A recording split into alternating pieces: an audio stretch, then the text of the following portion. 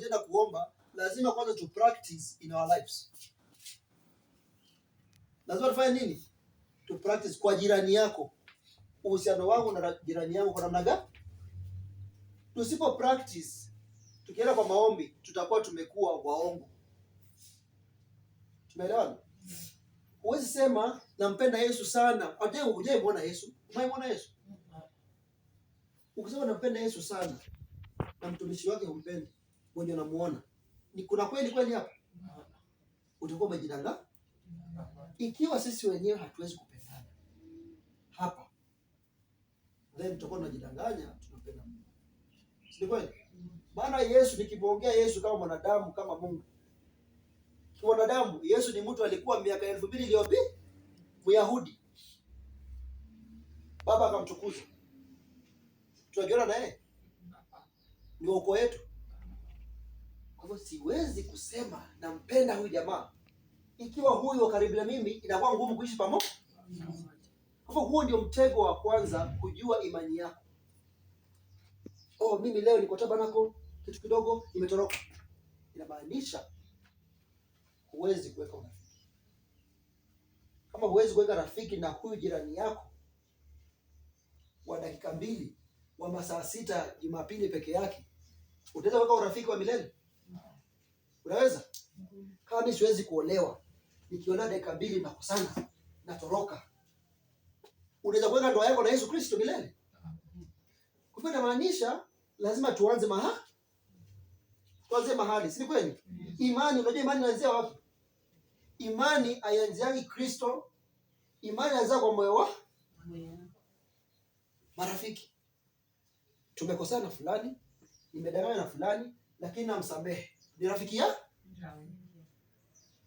Lakini mwenye hana imani nasema hapana, huyo tumekosana hadi hivyo, sitaongea naye tena. Huyo mtu hata bila kimkiri Yesu, atamtreat Yesu the same way anatreat yule rafiki yake. Leo nikiwa na njaa, kwa mfano sijakula chakula jana usiku, nimeomba, nimefunga, baada ya kufunga siku 20 milango imefunguka, nimekuja nyumbani, hakuna kitu cha kufungua saumu. Ya kufungua nini? Ndio fasting. Hakuna chakula. Nitajiuliza, huyu Yesu amenidisappoint, si ndio? Kwa hivyo si rafiki wa kweli, na wachana na yeye. The same way na treat ndugu yangu, nitamtreat yeye. Yesu ni ndugu yetu mkubwa. Kwa mwili yeye ni ndugu yetu mkuu, kwa roho yeye ni Mungu. Sawa sawa? Kwa hivyo vile na treat hawa ndugu zangu wadogo na wale ambao tuko pamoja, ndio the same way nita treat Yesu Kristo. Ikikuwa leo nitakosana na wewe, alafu mimi ndio na avoid kuongelesha, wewe huna shida. Shida mimi niko na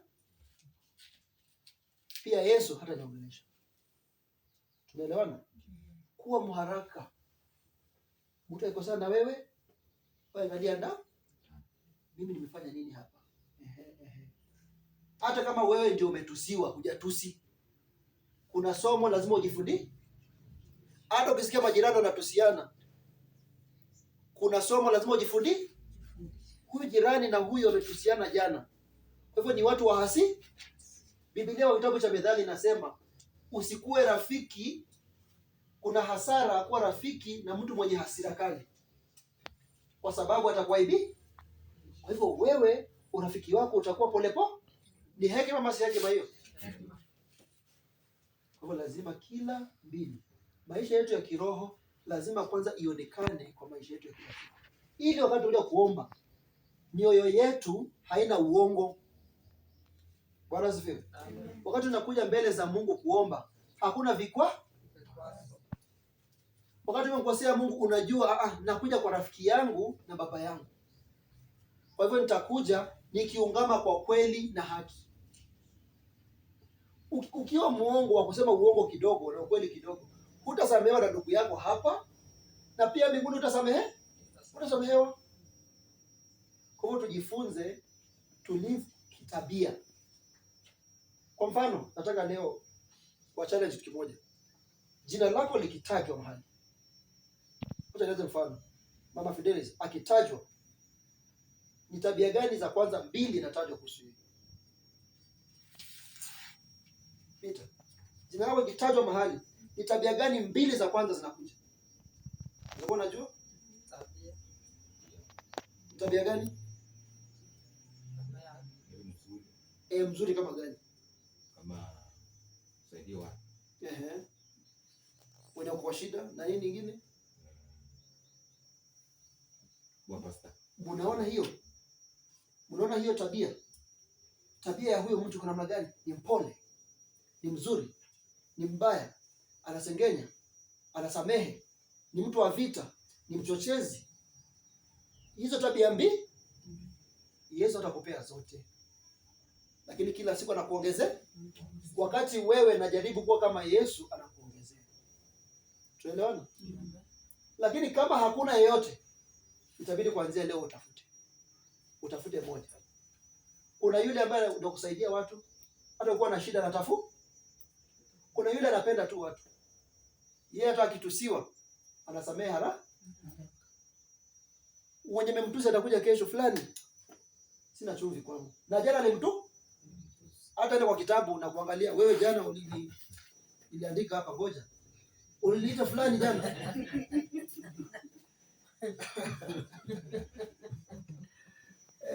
Kuna kile anasema wewe utajua mimi ni nani? Wewe ujui mimi. Utajua mimi ni nani? Bwana asifiwe. Haya ni mambo ambayo tunaishi kwayo kila siku. Unakuta mtu ni pasta. Yeye anasema wewe umenizoea sana. Wewe umenizoea, umepitisha mpaka. Lakini Yesu tulimpitisha mpaka kama tukumpitisha. Tunamsingizia uongo. Alafu mahali wanafunzi wake wanafaa kuja wamtetee waseme ni uongo, walijificha. Unajua hiyo? Wote walifanya nini? Walijificha, wasema hiyo ni kubwa, hiyo alienda too much. Ni mwalimu wetu lakini alienda too much. Kwa hivyo hatuwezi msaidia. Wacha tuone tule kidogo kidogo, lakini hiyo wacha asulubiwe tu. Asulubiwe asije tutasulubi rafiki zake. Sasa wewe leo chochote unafanyiwa, kubali. Fanya nini? Kubali. Paulo alikuwa anawafundisha, anawaambia usipelekane kotini. Ukipelekana kotini unamwaibisha Yesu. Sawa sawa? Wewe heri uko wewe ndio unatusiwa. Ukitusiwa ni baraka unapewa. Ukitusiwa na unyamaze, useme ni kwa ajili ya Yesu, Yesu anakuja na kubariki. Sawa sawa? Inaandikwa kile kitabu cha mbinguni. Lakini wewe ukiandika kitabu yako hapa, kesho atakuja tu. Haikuja kwa msaada, nitamsomea vile aliniambia. Hiyo inakuwa ni mzigo kwako. Bwana asifiwe. Itadhuru afya yako. Itakudhuru, utakosa amani. Ile amani ya mbinguni haitakuwa. Kwa nini? Mbinguni iliumbwa out of msamaha. Neema ilikuja out of msamaha wa bure.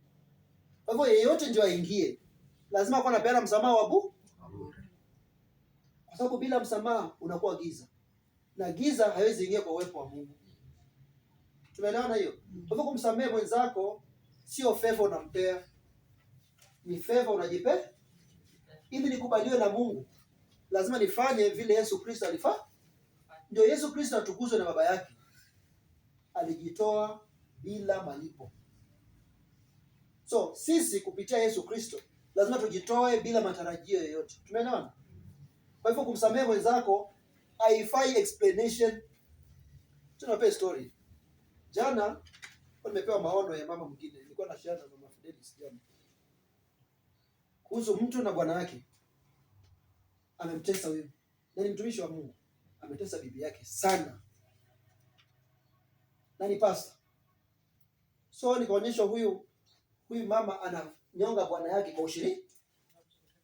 Nikamwambia, nimeambiwa hiyo, wewe samea huyu ndio Mungu akubariki. Hapo hapo kabisa. Ndio kanambia nini?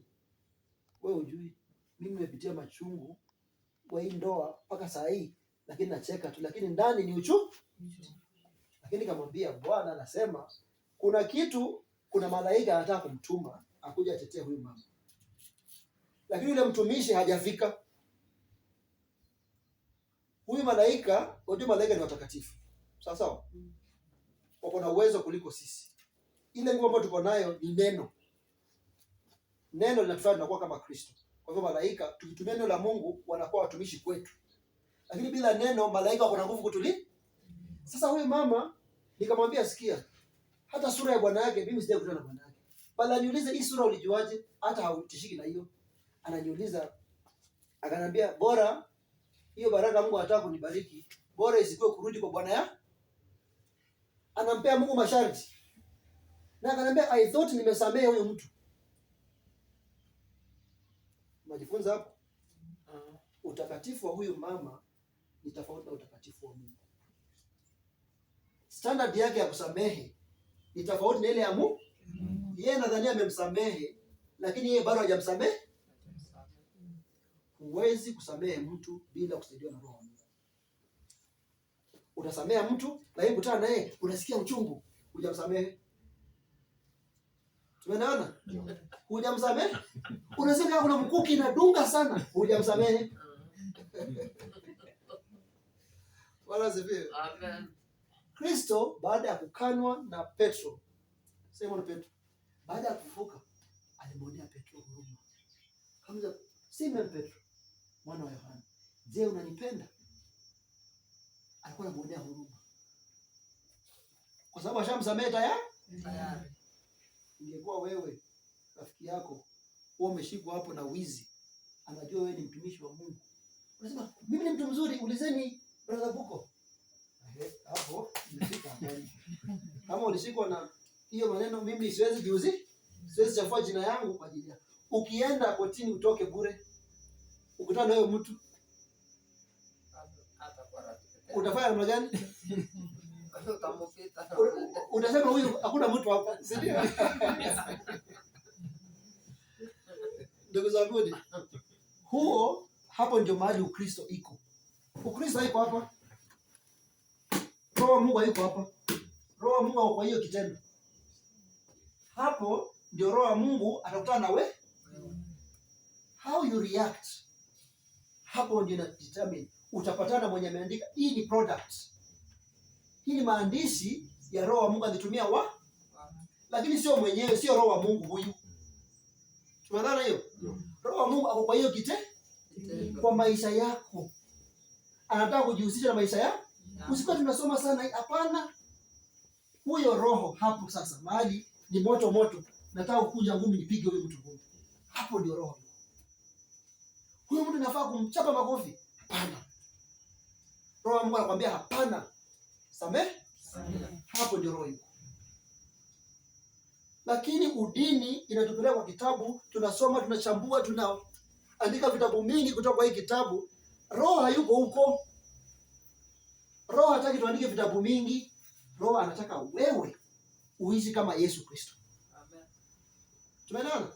Hapo mahali ya kukanwa unaruka paka na yule ambaye ni kipenzi chako wa karibu, ambaye umemwamini. Unaona hii ni ngumu. Unarudi kwa Biblia. Yesu Kristo, hata yeye tulimfanyia hivyo the same tu. Si ndio? Paka tukamuua, si ndio? Alafu baada ya kukuja kufufuka akatufanya nini? Hiyo njia.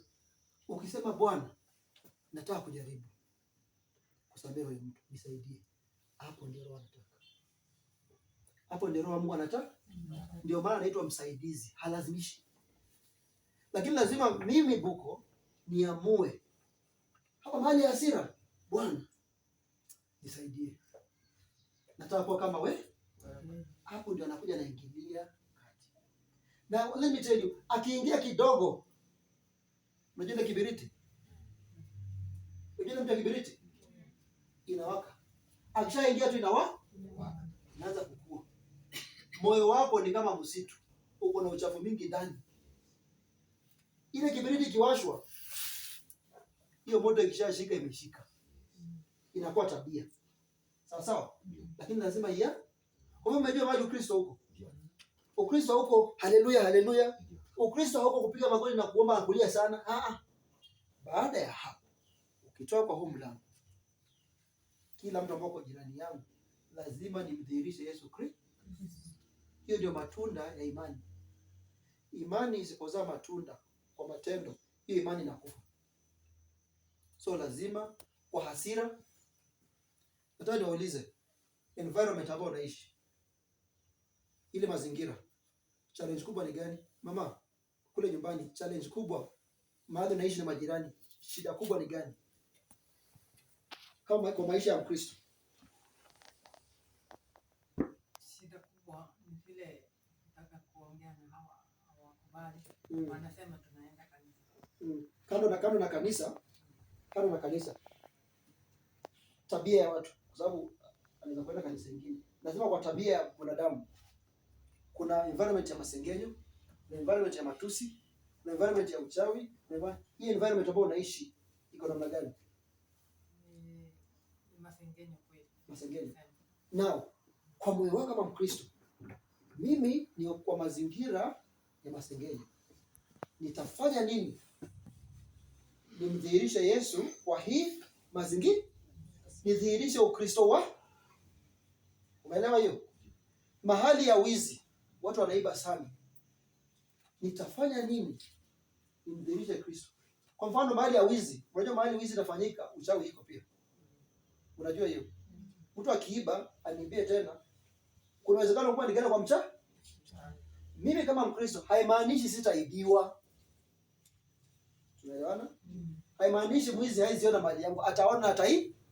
Lakini mimi kama Mkristo, wale wameenda wameroga, wako namba ya simu ya mganga, mganga ananona huko. Kwa sababu akiiba ng'ombe anapelekewa ng'ombe, na ng'ombe hairudi. Wewe kama Mkristo, mimi nitafanya vile Yesu alifanya, nitasamehe. Umeona tofauti? Haimaanishi, kitabu cha Yakobo 1:2. Pengine nisome hiyo before tuende kwa Yakobo 1:2. Imani yetu ni ya matendo.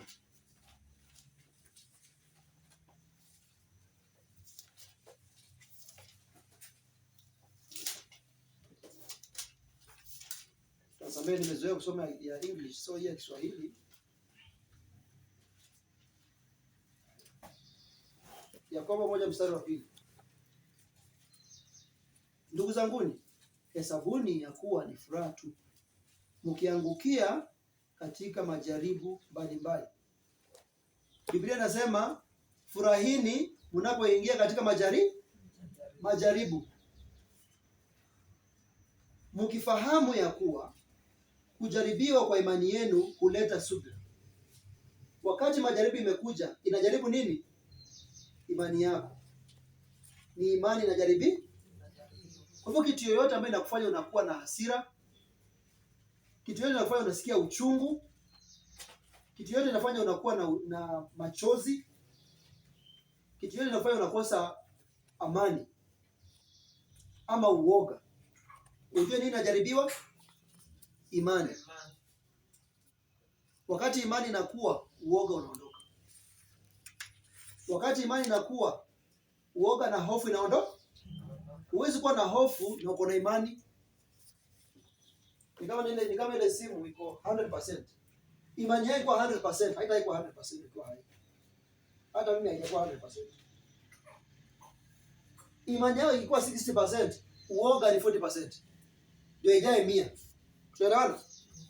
Kwa hivyo ukiwa wewe unahangaika kila siku, unakuwa na uoga sana kwa sababu ya mapito, unakuwa na uoga 80%. Inamaanisha imani yako ni 20%, ni kidogo. Kwa hivyo wakati tunajaribiwa, hakuna kitu kipya. Hii yote babu zetu walipitia. Kwa hivyo ni wewe usimame kwa neno. Useme mimi najua. Ni imani yangu inajaribi. Hakuna mtu kwenu amekufa kwa ajili ya majaribu kupitia. Nataka uangalie. Hakuna ambaye ameaga kwa sababu ya majaribu unapitia. Kwa hivyo ni hatua yako, ni nafasi yako kusimama. Kwa hivyo tusione kupitia kwa majaribu ni lazima kuwa kuna pepo. Hapana. Kama majaribu hayajakuja, ikiwa umesoma kwa imani, kuna majaribu ambayo Mungu anatuma kuangamiza adui zake. Adui za Mungu lazima Mungu awaangamize. kwa sababu anapigana vita na Mungu. Lakini wewe ambaye unamjua Mungu, wewe ambaye umezaliwa mara ya pili, kila hatua, kila mapigo ni kwa sababu kuna zawadi unataka kupewa. Sawa sawa? So ni wewe uonyeshe uaminifu wako, zawadi itaku.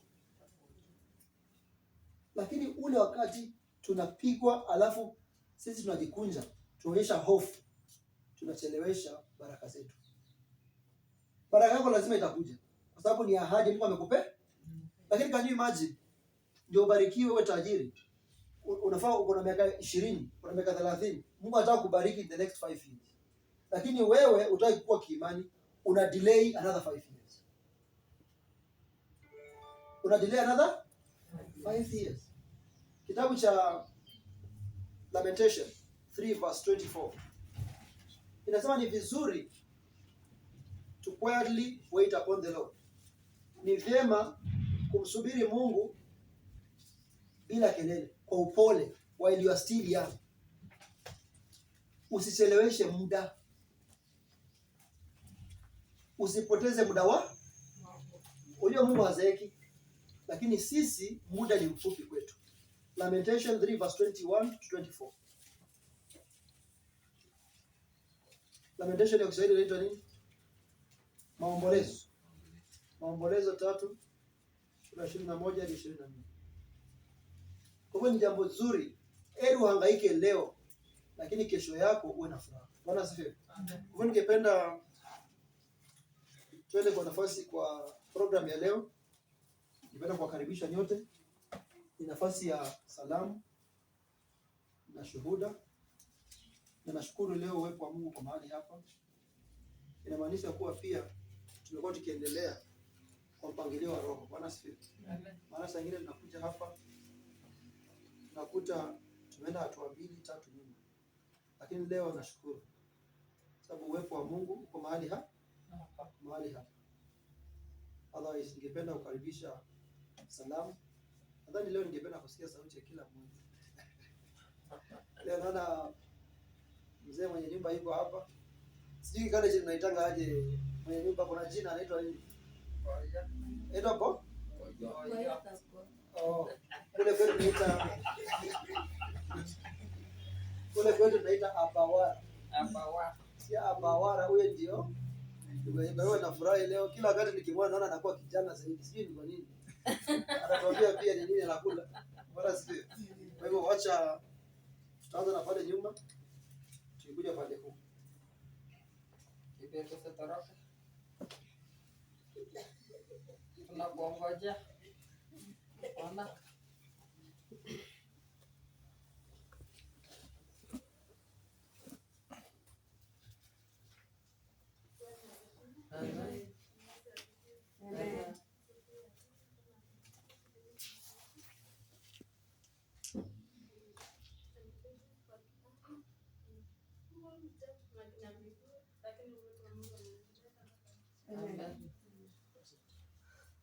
China. Amen. Amen.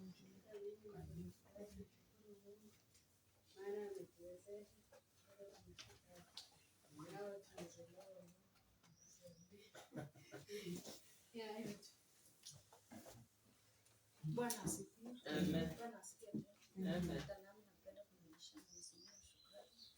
Amekuwa mwema, amekuwa mwaminifu kwa siku ya leo. Bwana asifiwe. Amen. Ningali ninapumua kwa ajili yake, nyumba yangu kwa wazima kwa ajili yake. Bwana asifiwe. Amen. Namshukuru sana kwa yote ambayo ananitendea. Naona ananitendea mema katika maisha yangu. Bwana asifiwe. Amen. Basi mtoto alikuwa mbaya sana, lakini sasa naona ni mzima, anatembea, anacheza. Bwana asifiwe. Amen. Namshukuru sana kwa yote anayofanya. Kwa majina naitwa Sara. Amen. Bwana asifiwe. Amen. Napenda kushukuru Mungu na kusema asante kwa yenye inaendelea kutendeka. Tulikuwa tunaongea na Pita tukasema hata ikiwa ni Mungu ametusaidia tangu tukuje hapa, na hata mafunzo ya leo ya kusamehe watu nilikuwa nafikiri nimesamehe wote. Saa ingine nikimwona mwenye alinikosea na nyamaza, siongeleshi yeye hapo ni kubaya. Sasa huwa nasema nikiongea na yeye ataendelea kunikwaza. Sasa huwa ananyamaza, lakini itakuwa ni kisalamia tu na kupita kuliko kuongea mengi. Kuongea mengi inaleta shida nyingine. Kwa ile swali Apostle aliuliza hapo kwetu, unajua ni kama iko marandi mingi hapo. Hata saa ingine ukitoka town ama ukitaka kuingia kwa duka, watu wamekaa hapo wakisengenya tu.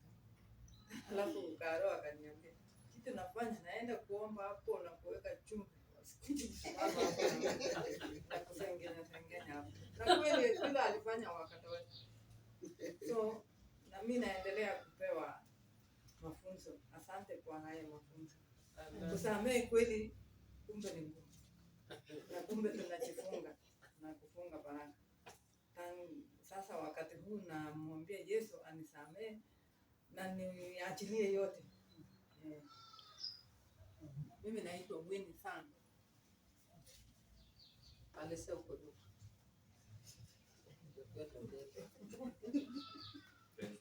Amen.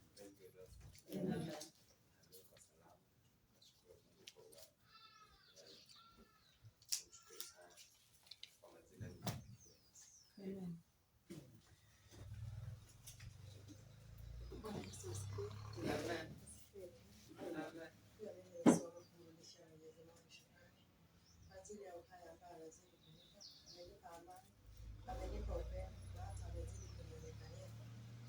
Hiyo neno la msamaha tulikuwa na huyu dada mahali tangu juzi na tumekuwa tukijadiliana hiyo neno sana. Kuna mtumishi fulani amekuwa akituongelesha, lakini tulikuwa tukimwambia msamaha ni kitu ya maana sana, na nimekuwa nikisikia ndani yangu niende nimuhimize, nimwambie hiyo uzito ambao unabeba ni msamaha tu ndio itatatua, sababu hakuna pahali ataelekea akiwa anabeba watu katika roho yake. Kwa hivyo nashukuru Mungu kwa ajili ya Pastor amesema hiyo jambo, na ninajua ilikuwa neno la siku ya leo. Hakika Mungu akubariki sana. Asante. Kwa majina naitwa Catherine Kibet.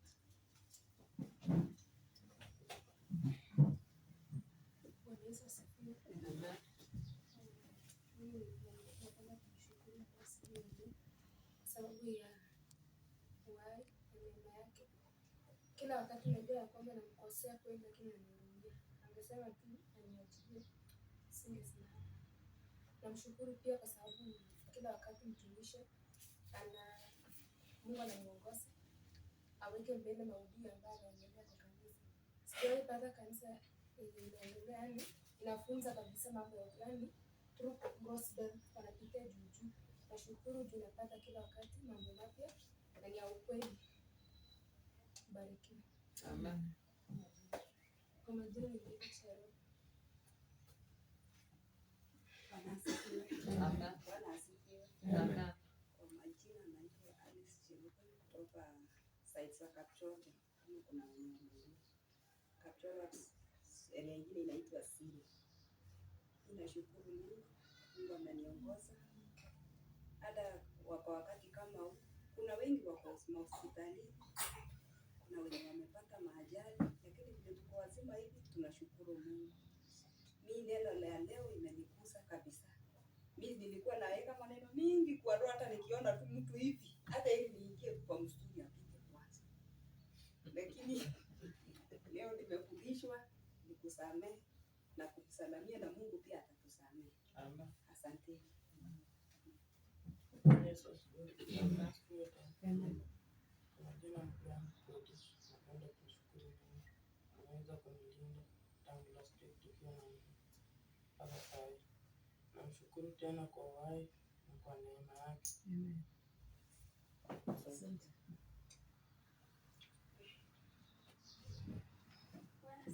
Amen. Amen.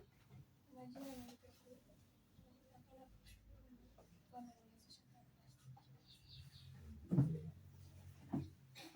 Bwana asifiwe. Amen. Asifiwe tena. Amen. So ningependa kumshukuru Mungu kwa ulinzi wake, ametulinda mpaka hata saa hii asubuhi tumefika wote tukiwa Kwa moja anaitwa Mtanachoki. Amen.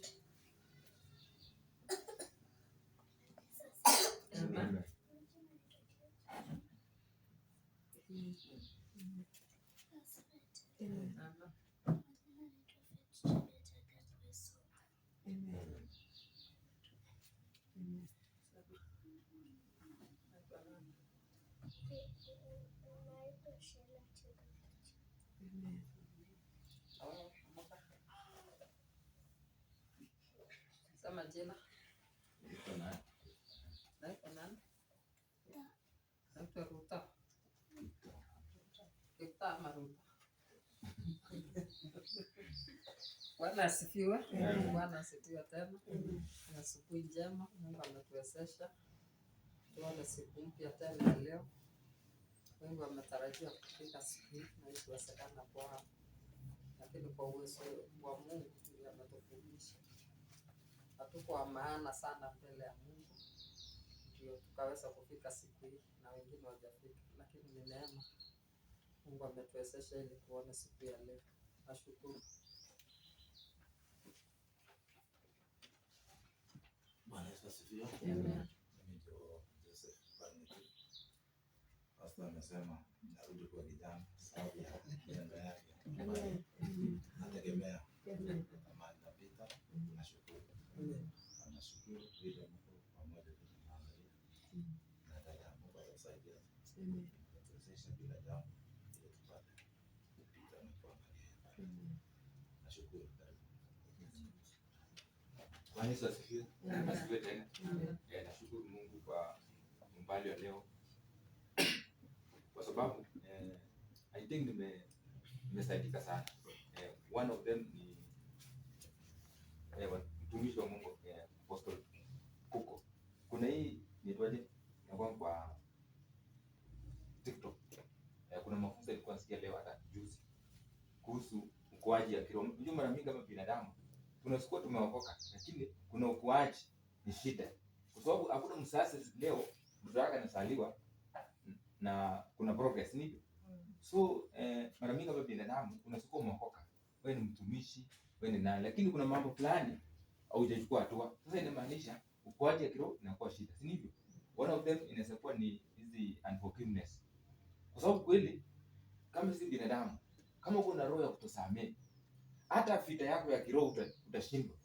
Na unajua mara mingi nilikuwa naongea na mtumishi kwa mimi, nikamwambia mimi nahisi kutumikia Mungu ni kweli, na naelewa na najua kuna kazi kubwa nataka nifanyie Mungu, lakini nikireview ama nikifanya audit ya maisha yangu naona kuna vitu nasema nikonge, kama kutosamehe, gossip, kila dhambi, kwa sababu ukienda before konga yourself utagonga. Unajua kwa sababu gani? Unajua kuna spiritual laws, I think mtumishi anaelewa. Na hiyo kwa Biblia hii. Spiritual laws ni kama shetani. No, maybe kuna area, maybe tunataka kufahamia area ya copies ama hii area inaitwaje? Msibejo. Kuna watu wanatumia nguvu za mashetani, maybe devil worship kama nini. Ukienda mahali pale na moyo wako umefungua mlango, maybe kuna hasira, kuna last nini, so watakugonga.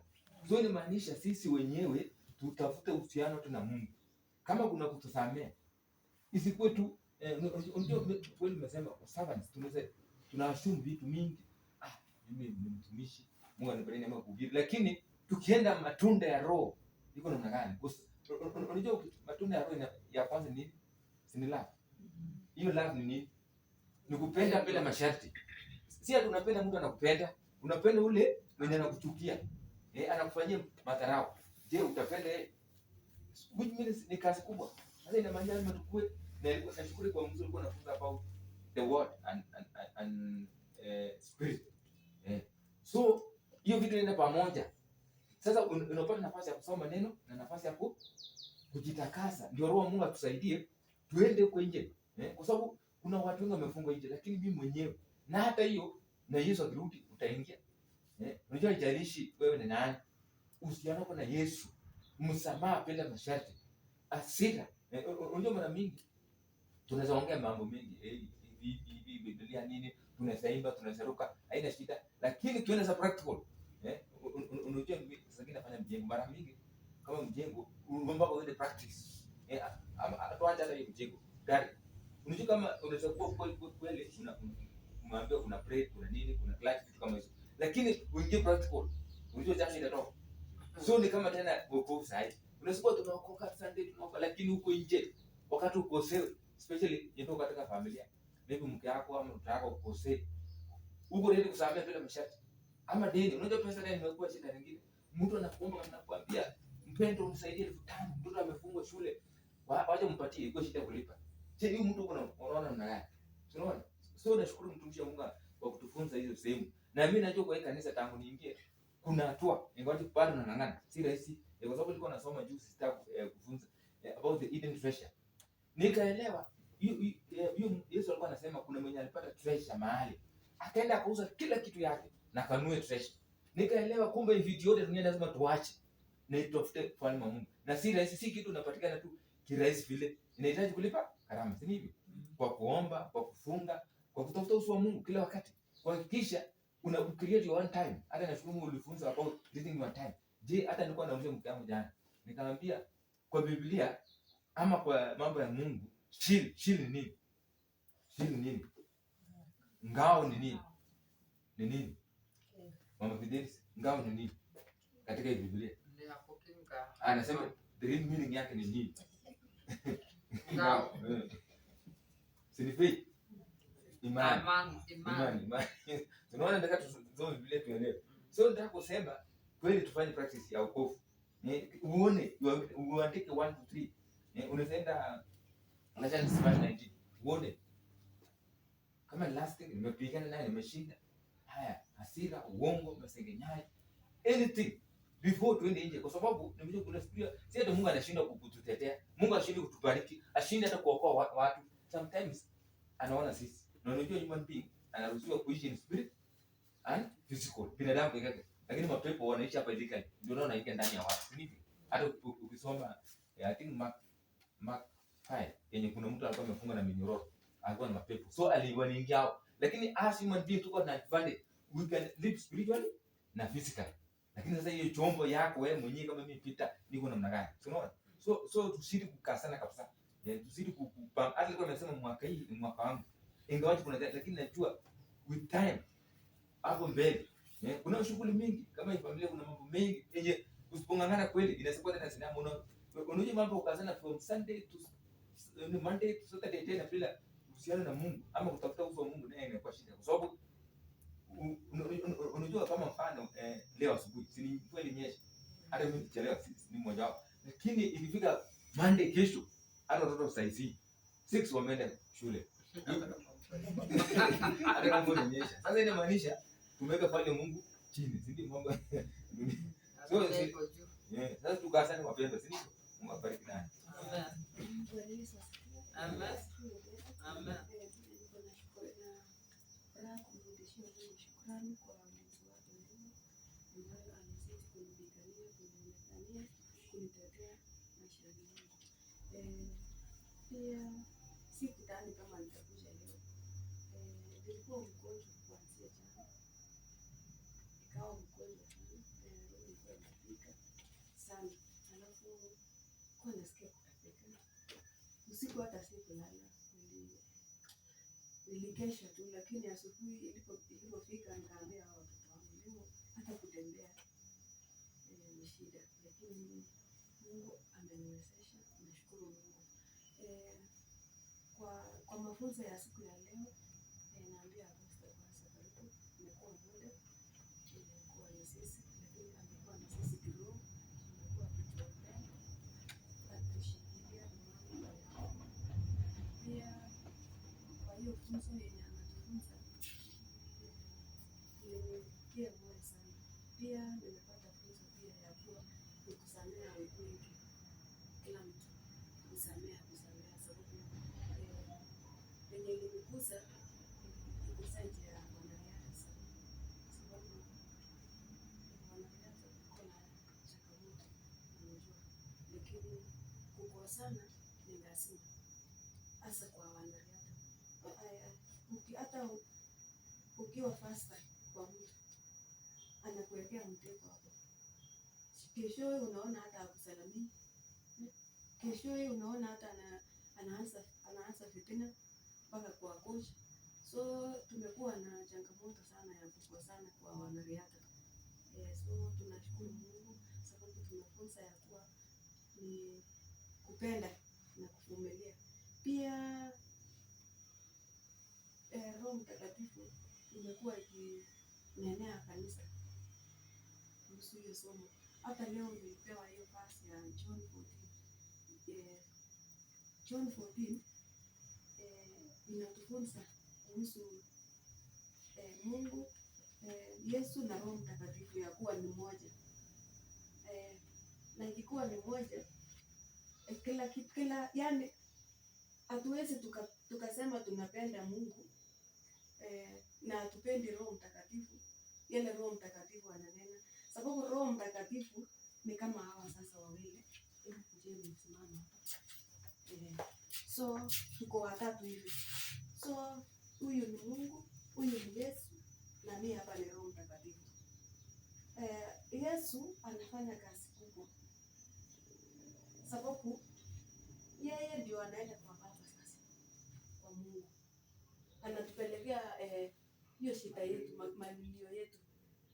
Na Roho Mtakatifu hapa hivi sababu wako nao anaenda kusikia yale Baba anaambia Mungu ya kuwa anakubali ombi letu.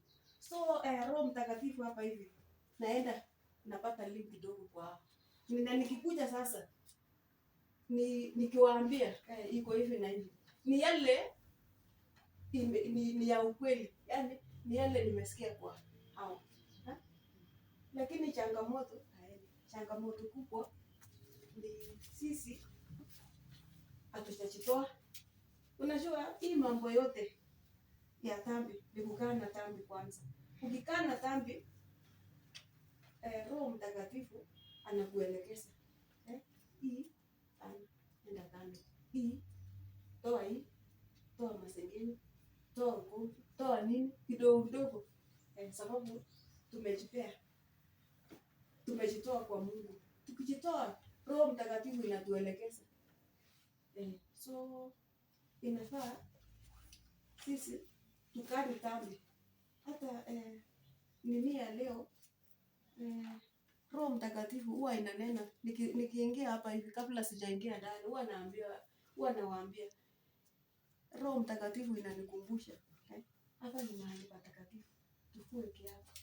Na nikawafunza kiatu ya aina mingi ya dhambi. Pia nikiingia hapa ndani huwa nakumbushwa hapa ni mahali patakatifu. Hii ni nyumba yangu ya sala. Huwa nakumbushwa kila siku. So inafaa tunatii kabisa. Tunazingatia somo, tunazingatia yale Roho Mtakatifu inatunenea. Hata usibarikiwe. Amen. Bwana asifiwe. Amen. Nashukuru Mungu kwa wiki hii yote. Sasa mengi ya kusema. Bwana asifiwe. Amen. Before tuende kwa nafasi ya unabii, ningependa kusoma waraka wa kwanza wa Yohana mlango wa kwanza kuanzia mstari wa 5. Na hii ndiyo habari tuliyoisikia kwake na kuihubiri kwenu, ya kwamba Mungu ni nuru. Mungu ni nini? Ni Mungu. Wala giza lolote hamna ndani yake. Tukisema ya kwamba tunashirikiana naye, yaani inamaanisha tukisema tuko na ushirika na Roho, tena tukienenda gizani, twasema uongo, hatuifanyi iliyo kweli. Umeelewana hapo? Kwa hivyo mimi nikisema niko na ushirika na Roho, ingali mimi nafanya dhambi, naenenda kwa giza, hiyo inamaanisha nadanganya. Verse 7, bali tukienenda nuruni, yani tukienenda katika nuru, kama yeye alivyo katika nuru, twashirikiana sisi kwa sisi, na damu yake Yesu mwana wake yatusafisha dhambi yote. Nataka tuelewe hapo. Bali tukienenda katika nuru, inamaanisha nuru ni mazingira, si ndio? Inamaanisha kuna mahali kuna giza na kuna mahali kuna kuna nuru. Nataka tuelewane, kuna mahali nuru. Kwa hivyo sisi, ikiwa ni kuwa na ushirika na Mungu, lazima tuende hiyo mahali inaitwa nuru. Hiyo mahali inaitwa nuru sio Mungu Baba, sio Mungu Mwana, ni mazingira. Tukienda katika nuru, yeye alivyo katika nuru. Kwa hivyo Mungu ako ndani ya hii nuru. Hii nuru ni roho wa Mungu. Hauwezi kumjua Mungu, hauwezi kumjua Yesu Kristo bila kumjua roho wa na roho wake au kwa hiyo nuru katika ulimwengu wa giza. Tumeelewana? Kwa tukisema sitaki roho wa Mungu kama vile Gladys anasema. Sasa mimi simtaki roho wa Mungu. Mimi sitaki kusikia vile anasema. Sitaki mambo yake, nataka kusikia neno. Wewe ni muongo. Wewe umepitikiwa. Sababu huwezi kumjua Mungu. Kama vile tumesema hapa, huwezi kusamehe bila kuwezeshwa na roho. Tumeelewana? Tukiendelea hapa. Tunashirikiana sisi kwa sisi na damu yake Yesu. Now Yesu comes in now. Kwa hiyo nuru Yesu yuko hapo. Mwana wake naye Baba yuko yatusafisha dhambi yote. Tukisema kwamba hatuna dhambi, kwa hivyo wewe na mimi nikisimama kando na ushirika wa roho, mimi binafsi nisimame niseme, tukisema kwamba hatuna dhambi, twajidanganya wenyewe, wala kweli haimo mwetu. Nikisema leo mimi ni mtakatifu, ama useme wewe ni mtakatifu, inamaanisha unajidanganya. Lakini hapa mstari wa 9 ndio unatia moyo sana. Tukiziungama dhambi zetu, yeye ni mwaminifu na wa haki. Ni mwaminifu na wa haki, hata atuondolea dhambi zetu na kutusafisha na udhalimu wote. Kuna mambo mawili hapa. Mwaminifu, faithful, na mwenye haki. Is faithful and righteous or just. Mwaminifu kuwa wakati wowote. Tumeonyeshwa kuhusu jambo la deni, si ndio? Rafiki mwaminifu na ni tajiri. Ukienda kumwomba deni wakati wowote, atakunyima? Atakupea? Kwa sababu ni rafiki mwaminifu. Uaminifu inamaanisha hawezi kuwa nayo alafu akudanganye, akunyime, si ndio? Hivyo ndio Mungu yuko. Umeelewana? Lakini kwa uaminifu wake pia ni mwenye haki. Meaning ako na masharti yake. Ni mwaminifu, wewe rafiki yake uko na nafasi kila wakati ya kuungama, mlango uko wazi. Lakini ukisema siingii, basi utapatana na hukumu ya hutaepuka hukumu yake. Kwa sababu ni Mungu wa haki, hadanganyi. Kwa mlango uko wazi kama huu. Kuingia na kutubu. Mlango uko wazi namna hii. Kuingia na kuwa na ushirika na yeye. Mlango uko wazi kila wakati. Lakini utakaposema tu, hapana, mimi sina dhambi, kwa hivyo sitaenda kuomba msamaha, sitaenda kuungama, utakuwa umejidanganya na ile hukumu ya Mungu utaihepa. Tumeelewana hapo? Tungependa tusimame tuongozwe na pambio mbili, alafu tuende sehemu ya unabii.